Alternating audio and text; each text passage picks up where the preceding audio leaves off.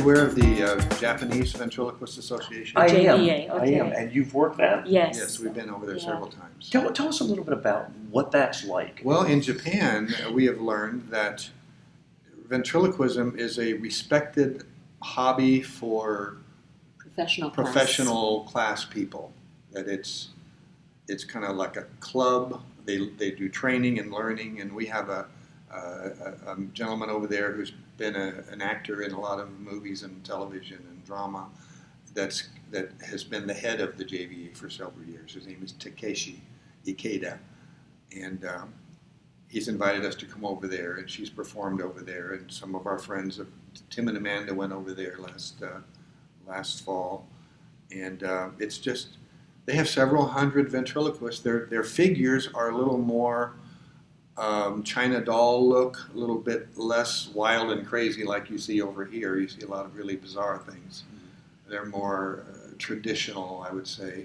But they're definitely, the figures they make in Japan have a look that's kind of a China doll Japanese Beautiful. look. Very beautiful. Very pretty, but definitely a unique style.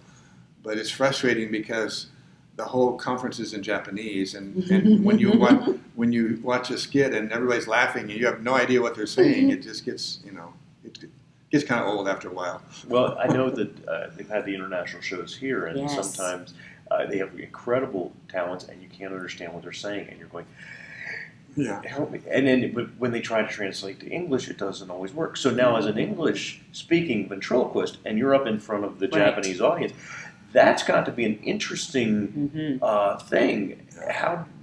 Tell us about your experience. I with that. honestly believe when you go into another culture and language, if at all possible, you need to use their language, at least part of it.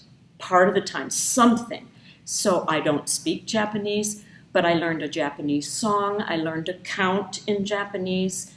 And so with some rhythm and so on, it was the hardest thing in the world to do that because it's not natural for you. I can appreciate so much the international show I saw today. And I applaud every single one of our guests that come to this country and speak our language. In fact, try to make us laugh in our language, which is so hard because it's not natural for them. And they're doing 10 times the work to entertain us than the average American would understand. But I understand it because I have performed in Spanish, a little bit of Russian, and Japanese.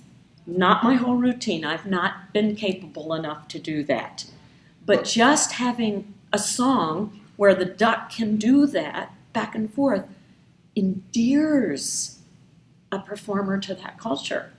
And I want to do that. I want to respect them enough to say, yes, I will try your language, and I will do my best. It may be funny because I'm not pronouncing it right, but I'll do that. We have a friend that her name is Judy Bush. I don't know if you know. I know of Judy Bush. BUCH.